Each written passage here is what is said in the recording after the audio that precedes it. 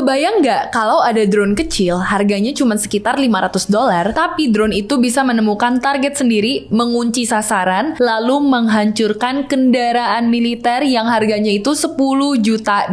Ini bukan adegan film sci-fi, tapi ini tuh sudah terjadi di perang modern seperti di Ukraina, di mana drone murah berbasis AI dipakai untuk menyerang kendaraan tempur yang nilainya tuh ratusan kali lebih mahal. Dan di saat yang sama, militer Amerika sekarang menginvestasikan sekitar $13,4 miliar per tahunnya, yang naiknya tuh 7 kali lipat di satu cycle, cuma untuk pengembangan teknologi AI militer. Bahkan kalau dihitung dengan seluruh proyek autonomous weapon dan riset teknologi perang baru, totalnya bisa mencapai lebih dari $25 miliar dari budget militer mereka. Ini berarti satu hal, AI itu sekarang bukan cuma teknologi soal chatbot atau bikin gambar lucu, tapi AI itu udah masuk ke sistem perang modern. Nah, yang bikin menarik, di tengah perkembangan ini ada dua perusahaan AI terbesar di dunia yang justru punya pandangan yang sangat berbeda. Ada perusahaan AI yang bilang kalau AI itu tidak boleh dipakai untuk perang, tapi ada juga perusahaan yang justru bilang kalau AI boleh dipakai untuk membantu militer. Dua perusahaan ini adalah Anthropic dan OpenAI. Menariknya, rivalitas ini tuh bahkan sampai kelihatan jelas di dunia nyata. Di India AI Impact Summit 2026, ketika para CEO teknologi diminta bergandengan tangan untuk foto bersama, Sam Altman dan Dario Amodei justru berdiri bersebelahan tapi tidak saling menggenggam tangan. Momen kecil yang langsung viral dan dijuluki orang sebagai AI Cold War. Dan perdebatan mereka sebenarnya membuka satu pertanyaan yang lebih besar. Kalau teknologi paling pintar di dunia mulai masuk ke medan perang, apakah ini akan membuat dunia jauh lebih aman atau justru jauh lebih berbahaya? Di video ini kita akan bedah 3 hal. Kenapa perusahaan AI seperti Anthropic menolak keras AI untuk dipakai perang? Dan kedua, kenapa perusahaan lain seperti OpenAI justru mulai bekerja sama dengan militer? Dan yang terakhir, yang paling menarik buat aku, bagaimana AI sebenarnya bisa mengubah cara perang di masa depan? Karena mungkin kita sedang masuk ke sebuah era baru, yaitu perang dengan AI dan segala sesuatu yang disupport oleh AI. Dan bisa jadi siapapun yang punya AI paling canggih bisa jadi negara paling kuat juga di dunia. Kalau kita bicara soal perusahaan AI terbesar hari ini, biasanya orang tuh langsung inget OpenAI atau Google Gemini. Tapi ada satu perusahaan yang sebenarnya juga sangat maju di bidang AI akhir-akhir ini apalagi,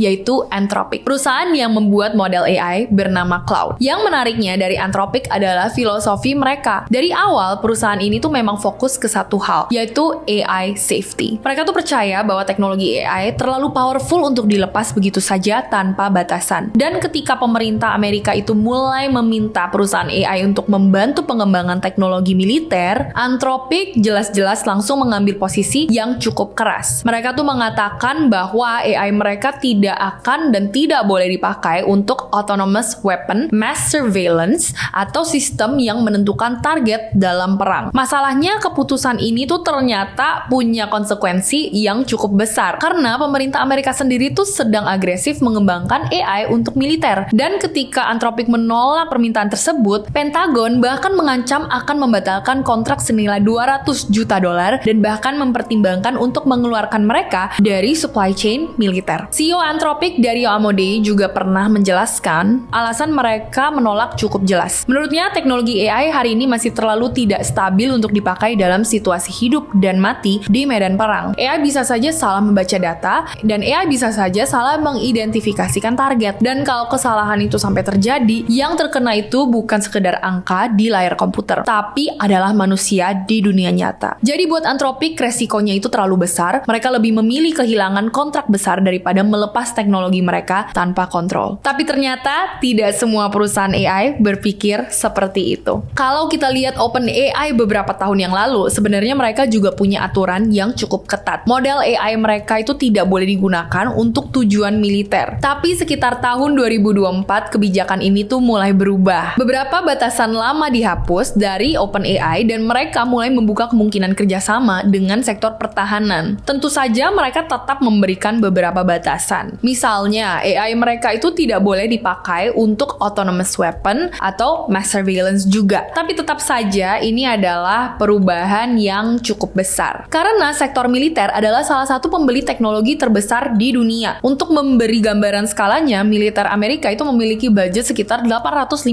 miliar dolar per tahun. Dan sebagian besar dari dana ini digunakan untuk mengembangkan teknologi perang generasi baru. Nah, alasan mereka ngambil itu sebenarnya nggak jauh dari yang namanya duit. Karena realitanya kondisi finansial OpenAI belakangan ini juga lagi cukup tertekan. Beberapa laporan menyebutkan perusahaan ini tuh sempat mencatat kerugian hingga sekitar 12 miliar US dollar. Sementara di saat yang sama mereka juga punya komitmen untuk membangun infrastruktur AI yang nilainya bisa mencapai ratusan miliar dolar dalam beberapa tahun ke depan. Artinya cash yang harus dibakar untuk tetap bersaing di industri ini itu luar biasa besarnya. Dan menariknya, Sam Altman sendiri bahkan pernah mengakui hal ini secara tidak langsung. Di tahun 2024 dia sempat bilang bahwa memasukin iklan ke ChatGPT adalah sesuatu yang sebenarnya tidak ingin mereka lakukan, dan dia menyebutnya sebagai last resort business model. Dengan kata lain, kalau sampai OpenAI itu benar-benar harus mengandalkan iklan, itu artinya mereka sedang kehabisan pilihan cara untuk menghasilkan uang. Jadi kalau kita tarik garis besarnya, keputusan OpenAI untuk membuka lebih banyak kerjasama, termasuk dengan sektor pemerintah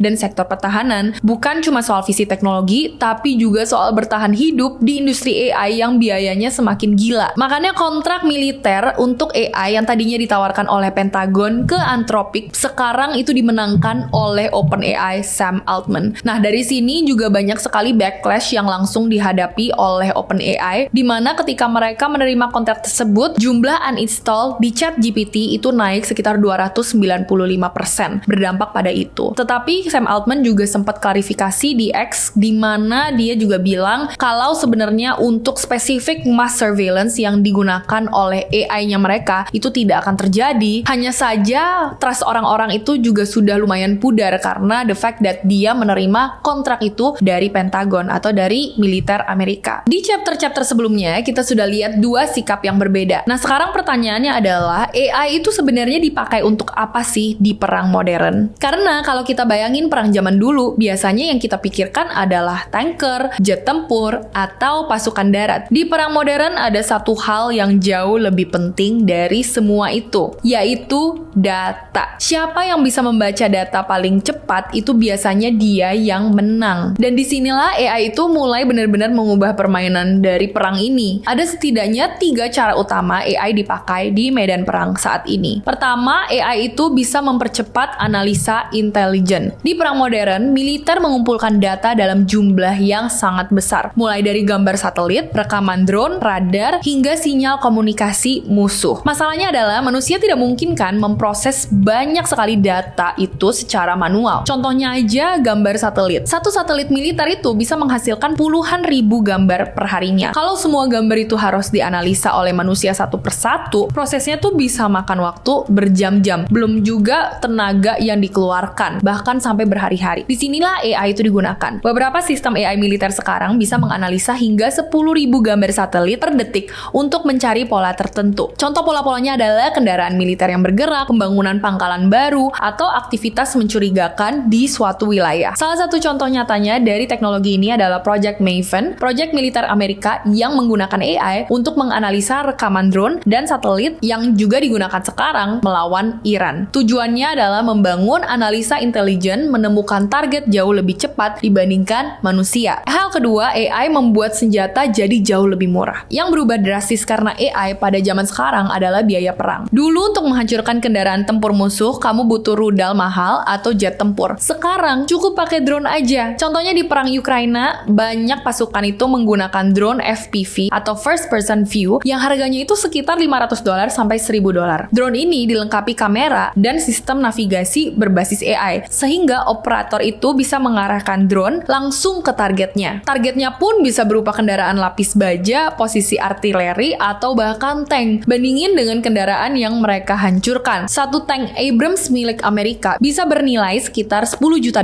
Artinya, sebuah drone yang harganya hanya ratusan dolar itu bisa menghancurkan kendaraan militer yang nilainya puluhan ribu lebih mahal. Inilah kenapa banyak analisa militer mengatakan bahwa AI dan drone sekarang sedang menurunkan biaya perang secara drastis. Perang itu tidak lagi harus dimenangkan oleh negara yang punya senjata paling mahal, tapi oleh negara yang punya teknologi paling efisien dan paling canggih tentunya. Hal ketiga yang mulai muncul adalah konsep yang disebut drone swarm. Bayangin bukan satu drone, tapi ribuan drone kecil yang bisa bergerak bersamaan seperti kawanan lebah. Kalau kamu pernah lihat ada di film Spider-Man. Itu adalah yang disebut drone swarm. Semua drone ini saling terhubung dengan sistem AI yang sama. Mereka bisa mencari target, berbagi informasi, dan menyerang secara bersamaan. Militer Amerika bahkan sedang mengembangkan program bernama Replicator yang bertujuan untuk menciptakan ribuan drone otonom untuk menghadapi potensi konflik besar di masa depan. Intinya akan banyak robot-robot seperti drone swarm ataupun robot AI yang akan digunakan dan sekarang bahkan lagi dikembangkan untuk keperluan militer.